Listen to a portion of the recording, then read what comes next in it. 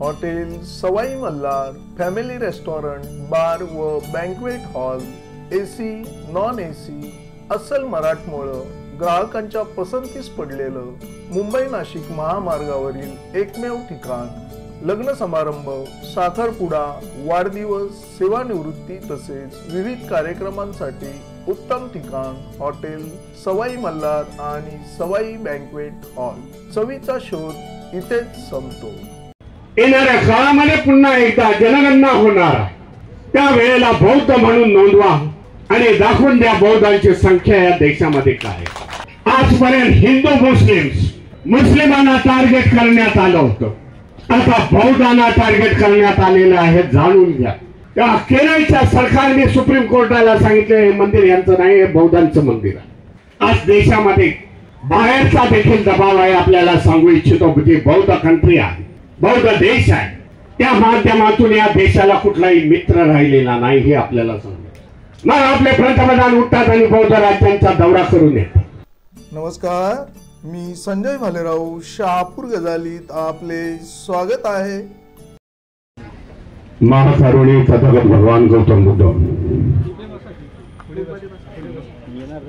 ह्या देशामध्ये आणि जगामध्ये ज्यांनी बुद्ध धर्माचा प्रचार केला, एक आदर्श निर्माण केला, जगाचे सम्राट झाले, तलवारीच्या जोरावरती जगाचे सम्राट झाले, करुणेच्या जोरावरती असे सम्राट अशोकजी। भारतीय संविधान निर्माते बाबासाहेब आंबेडकर, विश्वरत्न बोधिसत्व बहुजन महापुरुषांचे संपूर्ण महापुरुष, त्यांना विनम्र अभिवादन करतो।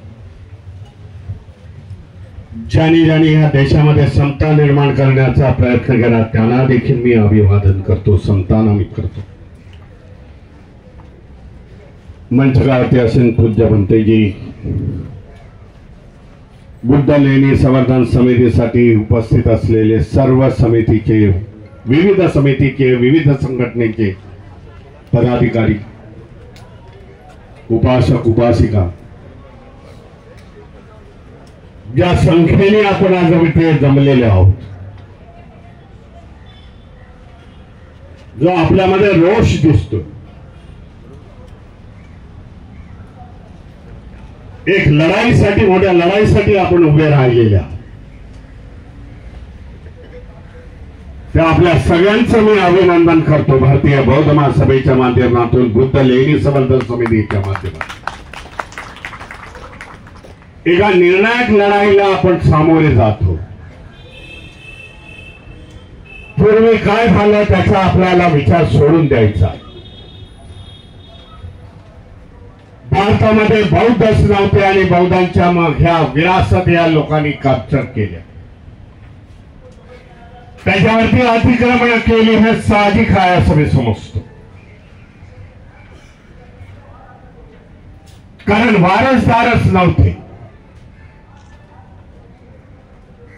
त्यामुळे त्याच्यावरती कब्जा केला गेला। आज तेवढे देखील ते संस्कृत नाही की जेव्हा आंदोलन होत आहेत महाराष्ट्रामध्ये आणि देशामध्ये, ज्यांच्याकडून आपण विरासत घेतली होती बौद्धांची, आज ते बौद्ध इथे जागृत झालेले आहेत, मागणी करतायत देशाभरामध्ये की बौद्धांची धरोहर आम्हाला द्या, पण एवढे सुसंस्कृत नाही। म्हणून आपल्याला हे आंदोलनाचा मार्ग आज पत्करावा लागला।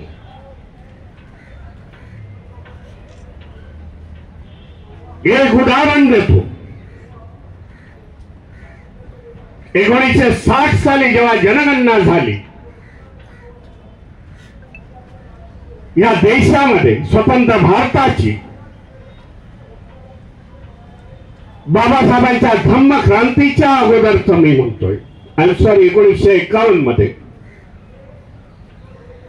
त्या बौद्धांची लोकसंख्या ही 250 2500 ही होती महाराष्ट्रामध्ये। देशामध्ये असे फिगर गव्हर्नमेंटच्या दप्तरी आज मिळतात। बाबासाहेबांची धम्मक्रांती 14 ऑक्टोबरची आणि त्याच्यानंतरचे फिगर आले 1961 ला जेव्हा पुन्हा एकदा जनगणना झाली 11 वर्षानंतर, तेव्हा 27 लाख लोकांनी महाराष्ट्रामध्ये आम्ही बौद्ध आहोत असं नोंदवण्यात आलं. हा फरक आहे येणाऱ्या दिवसामध्ये की आज बौद्धांची संख्या आज करोडोच्या पुढे आहे, परंतु सेन्ससचे आकडे हे बरोबर मिळत नाही. म्हणून ह्या मीटिंग मधून आपल्याला सांगू इच्छितो, आंदोलनाच्या मधून सांगू इच्छितो, येणाऱ्या काळामध्ये पुन्हा एकदा जनगणना होणार आहे. जे व्हायला पाहिजे होती 2021 ला, परंतु करोनाची महामारी असेल की आता जानेवारी आणि फेब्रुवारी मध्ये होणार आहे 2026 मध्ये. त्यावेळेला बौद्ध म्हणून नोंदवा आणि दाखवून द्या बौद्धांची संख्या या देशामध्ये काय. आज आपण एकटेच बौद्ध नाही आहोत हे देखील बघा. आपण म्हणजे कन्वर्ट झालेले महाराष्ट्रामध्ये अनेक समूह आहेत त्या उत्तर भारतामध्ये आहेत. जे जात असतील उत्तर भारतामध्ये त्यांना माहिती आहे की समूह स्वतः पुढे येत आहेत आणि आम्ही बौद्ध आहोत म्हणून सांगतो. कुशवा आहेत, बोरिया आहेत, सेनी समाज आहे की त्यांची संख्या आज करोडमध्ये या देशामध्ये आहे. सेन्सस न होण्याचं देखील कारण हे आहे की हा जनसमुदाय उद्या जर त्यांनी नोंद केली आम्ही बौद्ध आहोत म्हणून त्या संख्या आज करोडोमध्ये जाते. हा समाज आज जागृत झालेला आहे. हा समाज देखील डिमांड करतोय, मागण्या करतोय. मग उत्तर भारत असेल, मध्य प्रदेश असेल, तेथे मागणी करतोय की हमारी बौद्ध विरासत है वो हमें मिलनी चाहिए. आज सुरुवात झालेली आहे. आपला आवाज दिल्लीपर्यंत पोहोचलेला की समाज आज जागरूक झालेला आहे. महाबोधी बुद्ध विहारापासून सुरुवात झाली की ज्याचे परिणाम आज देश पातळीवरती झालेले आहे. आपण सगळेजण जाणतात येणाऱ्या 29 तारखेला सुप्रीम कोर्टामध्ये याची सुनावणी होणार आहे महाबोधी बुद्ध विहाराची. आणि त्याच्यासाठी भारतीय बौद्ध महासभेने इंटरव्हेन्शन ऍप्लिकेशन केलेलं. आम्ही देखील आमची बाजू तेथे मांडणार आहोत. ओरिजिनल पिटिशन हे नागपूर मधल्या भंते सुरेश साहिबचं आहे. भारतीय बौद्ध महासभा मोठ्यातले मोठे वकील असते ते लावणार आहे. ते कुठल्याही बाबतीमध्ये आपण कमी पडायला नको. जे आता सांगण्यात आलं, एका धम्मासाठी एक न्याय असतो, दुसऱ्यासाठी दुसरा न्याय असतो. जे राम जन्मभूमीचं उदाहरण दिलं की लोकांच्या अस्मितेचा प्रश्न होता, त्याच्याबद्दल देखील आपल्याला अवगत करू इच्छितो. राम जन्मभूमीचा फैसला झाल्यानंतर जेव्हा त्याचं खोदकाम सुरू झालं तेव्हा बौद्धांच्या बौद्ध धरोहराची अवशेष मिळाले. संपूर्ण एरिया हा सीलबंद करण्यात आला होता, परंतु काही बौद्ध भिक्खू त्याच्यामध्ये आतमध्ये गेले, शूटिंग काढलं, त्याचे मुलाखती घेतल्या आणि त्याच्यानंतर पुन्हा एकदा आम्ही भारतीय बौद्ध महासभेने उत्तर भारतातले आपले बौद्ध भिक्खू सुमेध रत्न यांच्या माध्यमातून आम्ही लेवी पिटिशन तिथे फाईल केली. बघा कसा न्याय कोणासाठी आहे त्याचं उदाहरण आहे. आणि पुन्हा पिटिशन त्याच्या समोरच गेलं, त्या जजेसच्या समोर गेलं. मिश्रा नावाचे ओंगाई जाऊन मिश्रा नावाचे जज आले होते, CJI. तेव्हा त्यांनी सांगितलं, how dare to file this application before me. कसं तुम्ही डेअरिंग केलेत की ऍप्लिकेशन माझ्या समोर पुन्हा करताय? Everything is over. राम जन्मभूमीचा निकाल दिलेला आमच्या वकिलाने सांगितलंय, this is the new cause of action. नवीन सबूत आम्हाला मिळालेले आहे, त्याच्यासाठी आम्ही आलेलो आहोत. कोर्टाने आदेश पारित करावा आर्किओलॉजिकल डिपार्टमेंटला. त्या औषधाचा रिपोर्ट या सुप्रीम कोर्टासमोर आणावा. आमचं ऍप्लिकेशन रिजेक्ट केलं, पण आमच्यावरती 1 लाखाचा जुर्माना लावला, पेनल्टी लावली. पेनल्टी दिली नाही तर जे तुमचे आज वकील आहेत त्याची सनद आम्ही खारिज करू, अशा प्रकारचा दम देण्यात आला. जे बाबासाहेब आंबेडकरांनी संविधानाच्या माध्यमातून सुप्रीम कोर्ट हा अल्टिमेटम असेल, तिथे न्याय मिळेल. या देशामध्ये न्याय नाही.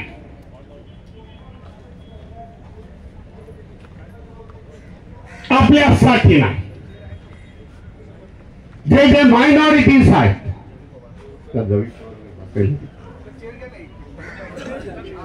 जे जे मायनॉरिटीज आहेत त्या देशामधले, त्या प्रत्येकाच्या बाबतीमध्ये देशामध्ये आज असंच घडत आहे. हे देखील जाणून घ्यायला पाहिजे. आजपर्यंत हिंदू मुस्लिमांना टार्गेट करण्यात आलं होतं. आता बौद्धांना टार्गेट करण्यात आलेलं आहे. जाणून घ्या.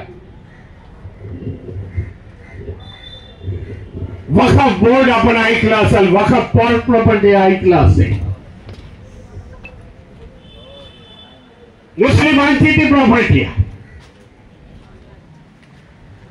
मुस्लिम राजाने 700 वर्ष या देशावरती राज्य केले. त्याच्या माध्यमातून वखफ प्रॉपर्टी तयार झाली. ती कितीतरी मिलियन ट्रिलियन कोटीची. त्यांच्या जमिनीची कॉस्ट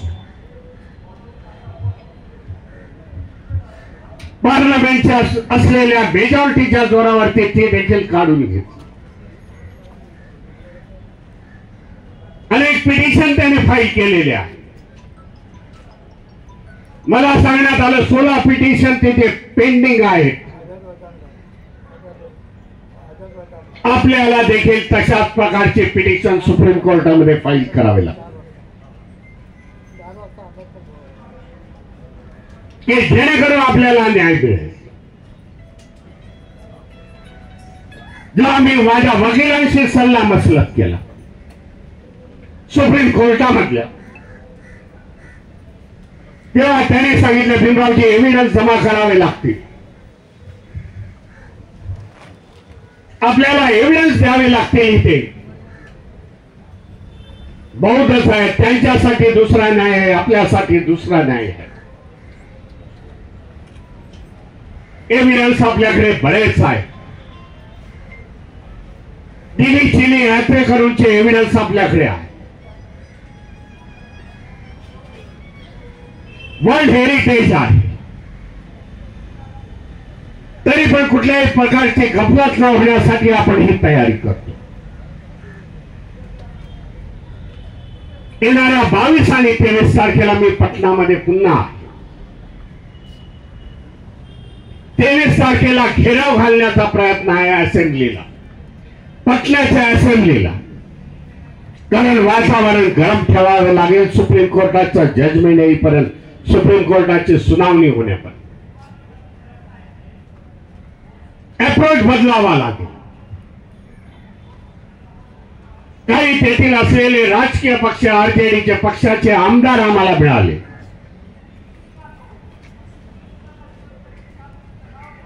जे यादव समाजाचे, परंतु त्यांनी हा प्रश्न त्यांच्या असेंब्लीमध्ये उचलला.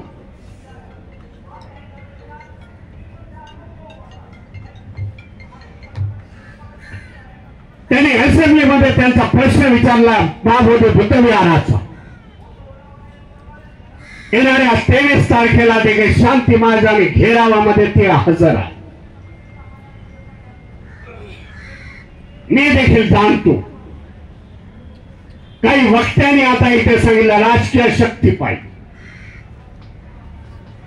जोपर्यंत राजकीय शक्ती मिळत नव्हती आपल्या विचाराचे विरोधक मी म्हणे कोणा शत्रुत्व भंगार नाही. जर आपल्या विचाराचे विरोधक आहे एवढे वर्ष ते थांबले. जेव्हा राजकीय शक्ती त्यांना 2014ला प्राप्त झाली तेव्हापासून त्यांनी त्यांचा अजेंडा सुरुवात केला. देशामध्ये आपल्याला देखील राजकीय शक्ती निर्माण करावी लागेल. जे संविधानाला मानणारे पक्ष आहेत त्यांची आपल्याला मदत घ्यावी लागेल. लढाई संयुक्तरित्या आपल्याला लढावी लागेल या देशामध्ये. कारण देशाचे मूळ आपण आहोत. देशाची प्रतिमा ही बौद्धमय आहे. बाबासाहेबांनी सर्व काही आपल्याला संविधानाच्या माध्यमातून दिलेला. जी काही प्रतीक संविधानाच्या माध्यमामधून बाबासाहेबांनी निर्माण केलेली आहे त्या माध्यमातून या देशाची प्रतिमा ही बौद्धमय होती. परंतु जाणून घेण्याचा प्रयत्न आपण सगळ्यांनी करायला पाहिजे. मग कमळाचं फूल असेल हे राष्ट्रीय फूल आहे. पक्षाची निशाणी म्हणून कुठल्या पक्षाची निशाणी म्हणून बघू नका. बुद्धाच्या अनेक मूर्त्या कमळावरती बसलेल्या आहेत. बाबासाहेबांनी ते पुष्प कमळाचं फूल हे देशाचं प्रतीक आहे. देशाचं फूल आहे. पिंपळ वृक्ष आहे. निळा रंग आहे. हे संविधानाच्या माध्यमातून हे बुद्धाची प्रतीक बाबासाहेबांनी देशाला दिलेली. आज देखील देशाचे सगळे लोक प्राईम मिनिस्टर पासून ते खालपर्यंतचे लोक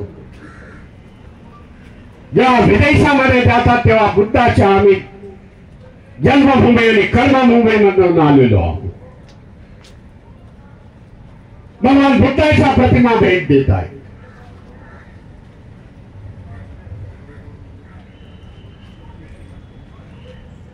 दहा एक वर्षापूर्वीची गोष्ट असेल. 10च्या कमी असेल मला वाटतं. त्यावेळेला मी लखनौ मध्ये होतो आणि लखनौ मध्ये मी तो कार्यक्रम बघितला. बिल गेट्स आले होते तेव्हा. ते कॉम्प्युटर याचे जनक. आणि त्यावेळेला बघितलं होतं हेच चीफ मिनिस्टर उत्तर प्रदेशचे योगीजी. बघितलं तर भगवान गौतम बुद्धाची एक सुंदर मूर्ती त्यांना प्रेझेंट देत होते. मोठ्या कार्यक्रमाच्या माध्यमातून आणि सांगत होते की आम्ही बुद्धाचे अनुयायी. अशा प्रकारे दुटप्पी धोरण या देशामध्ये आहे. कधी या देशाचे राज्यकर्ते म्हणा कधी या देशाची जनता सत्याला कधीच समोर गेली नाही. असत्याला सत्य बोलले म्हणून देशाची अधोगती सुरुवात झाली.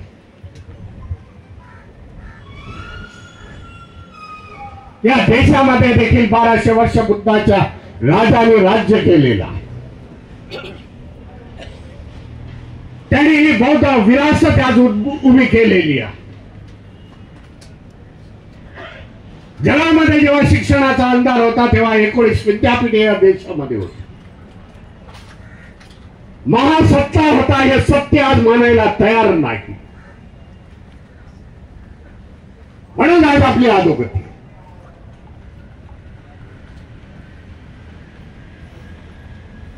या महाबोधी बुद्ध विहाराच्या आंदोलनाच्या नंतर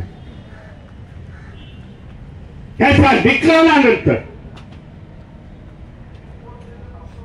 जी बौद्धांची धरोहर आहे देशामध्ये त्याची सूची आमच्याकडे तयार आहे.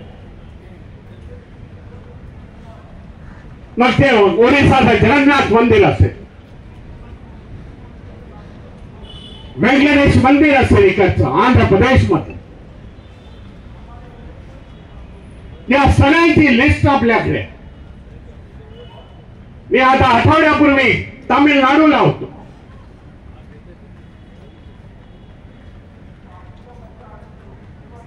आणि तामिळनाडूचा दौरा मी आंध्र प्रदेश मधून सुरुवात केली.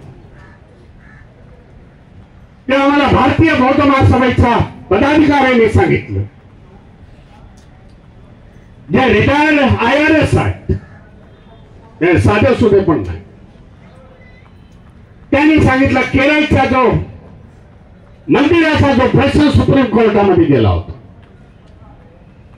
महिलांना पूजा आतमध्ये करून द्यावी की बाहेर पूजा करून द्यावी, त्या केरळच्या सरकारने सुप्रीम कोर्टाला सांगितलं हे मंदिर यांचं नाही, हे बौद्धांचं मंदिर आहे.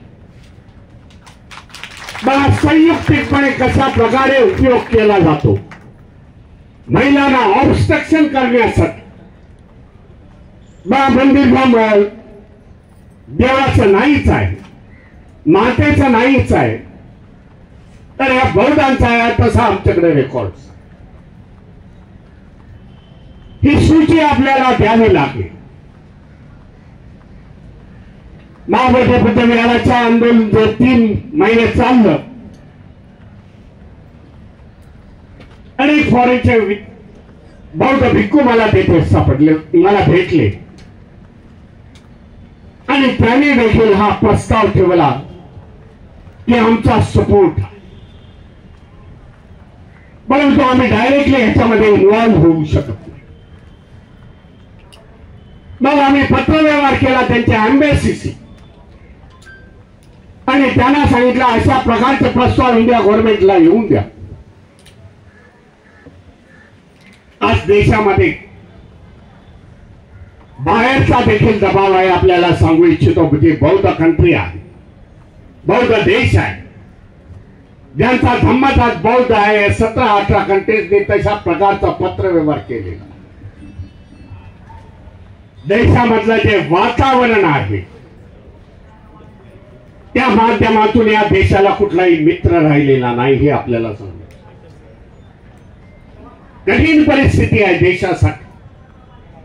ज्या वातावरणाने इथे बिघडवण्यात आलेला, मग आपले पंतप्रधान उठतात आणि बौद्ध राज्यांचा दौरा करून येतात. मध्यंतरी थायलंडला गेले आणि थायलंडला त्यांनी आपण गेल्यानंतर आपण देखील आमंत्रण करतो. तेव्हा थायलंडचे संघराजा हे चैत्यभूमीमध्ये आले होते. आपण ऐकलं असेल किंवा उपस्थित पण झाला असाल. संघराजा येऊन गेले देशामध्ये थायलंडचे, म्हणजे बौद्ध भिक्खूंचे सगळ्यात उंच पद हे संघराजा असतो देशात. ते येऊन गेले. गुजरातला गेल्यानंतर चैत्यभूमी मुंबईमध्ये आले. अशा प्रकारच्या गोष्टीतून आपल्याला वाटचाल करावी लागेल. एक देशामध्ये बौद्धांचा दबाव गट निर्माण करावा लागेल. मग तो सामाजिक असेल, धार्मिक असेल, राजकीय असेल. बाबासाहेबांनी या संघटना निर्माण करण्याच्या मागची कल्पना देखील तीच होती. हे सगळ्या संघटना निर्माण करून ह्या देशामध्ये आपला दबाव गट निर्माण करणं गरजेचं. बिहारमध्ये येणाऱ्या काळामध्ये इलेक्शन्स, बिहारमध्ये मी बघितलं, तुम्हाला सांगू इच्छितो, आपल्याकडे आंबेडकर मुवमेंट नाहीये. या 3 महिन्यामध्ये मी 3 वेळा जाऊन आलो. एक 12-15 दिवस होतो. तेव्हा तिघेतीने एका पोलीस अधिकारी मला रात्रीचा भेटायला आला माझ्या हॉटेलवर.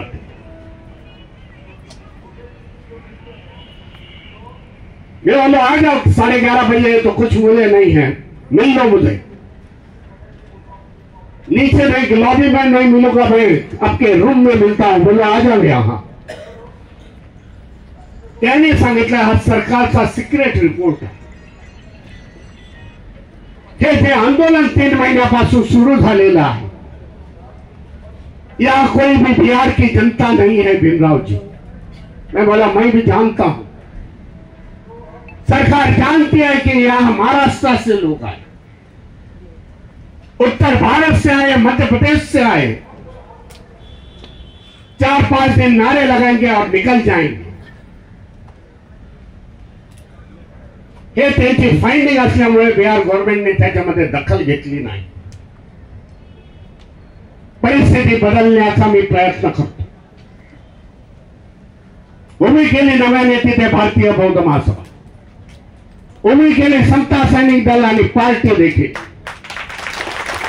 म्हणून 23 तारखेला सांगतो 5,000च्या वरती बिहारची जनता आहे। काही महाराष्ट्राच्या लोकांनी विचारले, भारतीय बौद्ध महासभेच्या पदाधिकाऱ्यांनी विचारलं, बोललो येण्याची गरज नाही, जाएंगे उधर ताकत खड़ी करेंगे और दिखा देंगे हमारी ताकत कितनी है, बिहार में भी हम कर सकते हैं। सुरुवात करायची तयारी दाखवली तर लोक आपल्याला जुळतायत। मी बिहारमध्ये बघितलं, बाबासाहेब की जय आणि जय भीम याच्या पलीकडे त्यांना काहीच माहिती नाही। बाबासाहेबांची विचारसरणी नाही, कारण शिक्षण नाही, गरिबी देखील बिहारमध्ये खूप आहे। एक आंबेडकरी मुवमेंट सुरुवात करून तेथील देखील आपल्या भावांना बहिणींना आपण न्याय देण्याचा प्रयत्न करू। या सगळ्यांचं अभिनंदन करीन। जो उल्लेख केला माझा वर्षावासा, मी गेल्या 5 वर्षापासून वर्षावासाची सुरुवात भारतीय बौद्ध महासभेच्या सगळ्या पदाधिकाऱ्यांना झाली। पण सुरुवात जिथे जिथे बौद्ध धरोहर असतील त्याचा पहिला दिवस तिथून सुरुवात कर। आपण जायला पाहिजे आपल्या धरोहरावरती, बौद्ध विरासतावरती। सांगावं लागेल लोकांना, बाबा आमच्या पूर्वजांनी ही निर्माण केलेली आहे, की जागतिक वारसा एवढे आम्ही प्रगत होत। आज देखील 200 रुपयाच्या नोटीवरती सांचीचा स्तूप आहे। दरवर्षी सांचीचा हा बौद्ध महोत्सव तिथे साजरा केला जातो आणि लाखोच्या संख्येने लोक येतात। जेव्हा विदेशातले लोक येतात तेव्हा ते स्तूप बघून आश्चर्यचकित। आजही तो चांगल्यापैकी त्या काही 2000 वर्ष होऊन देखील एवढे आम्ही प्रगत होतो। मी मध्यंतरी आता 6 महिन्यापूर्वी जबलपूरला होतो। सांगतो, उदाहरण देतो आणि मी थांबतो, कारण बरंच जमी पवारांना देखील बोलायचं आहे।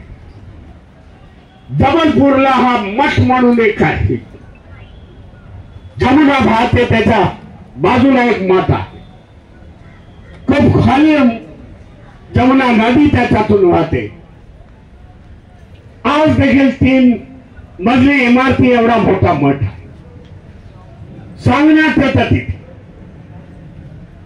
सम्राट अशोक देखील त्याच्या आयुष्याच्या अखेरीच्या काळामध्ये सम्राट अशोकाने हा दौरा केला होता। हा इतिहास समजलं होतं माझ्या अखेरी आलेली आहे। तेव्हा सम्राट अशोकाने देखील 15 दिवसाचं वास्तव्य तिथे केले। या बौद्ध महासभेचं आंदोलन अधिवेशन होतं। BS गायकवाड तेव्हा प्रेजेंट होते। तेव्हा मी म्हणालो कि जाने के लिए कुछ रास्ता हमें बनाना पड़ेगा, क्योंकि मठ के उधर से जो प्राइवेटली रास्ता है। तेव्हा कुशवा समाज देखील माझ्या बरोबर मंचकावरती होता। भारतीय बौद्ध महासभेत कुशवा महासंघ देखील त्याच्यामध्ये अधिवेशनामध्ये इन्वॉल्व होता। त्याच्या अध्यक्षांनी सांगितलं, भीमराव जी ऑलरेडी हम लोग ने पिटिशन फाइल किया है आणि अलीकडे 6 महिन्यापूर्वी त्यांचा न्याय मिळाला, त्या मठाकडे जाण्याचा रस्ता मिळाला। म्हणजे आपणच नाही, आज इतर समाज देखील मगाशी म्हणाल्याप्रमाणे आपले विरासत सुरक्षित ठेवण्यासाठी आज ती लोक देखील कटिबद्ध आहेत, आपल्या बरोबर खांद्याला खांदा लावून बसताय. हे जे बुद्ध लेणी समर्थन समितीचं हे आंदोलन आहे, हे असंच याच्या पुढे सुरुवात होईल. मी सगळ्या कार्यकर्त्यांचं अभिनंदन करतो. एक जोश दिसला, मला लढण्याची ऊर्जा दिसली त्यांच्यामध्ये. बाबासाहेबांनी सांगितलेलं आहे, संघर्षाशिवाय काही या देशामध्ये मिळणार नाही. संघर्ष आपल्या बाजूला पुजलेला आहे असं समजतो. प्रत्येक गोष्ट आपण संघर्षाने करू. म्हणून बाबासाहेब म्हणाले होते, एक वेळ असा आहे या देशावरती आपलं राज्य करण्यासाठी देखील आपण तयार व्हायला पाहिजे. आपल्या सगळ्यांचं अभिनंदन करून मी इथेच थांबतो. नमो बुद्धाय. जय भीम, जय संविधान.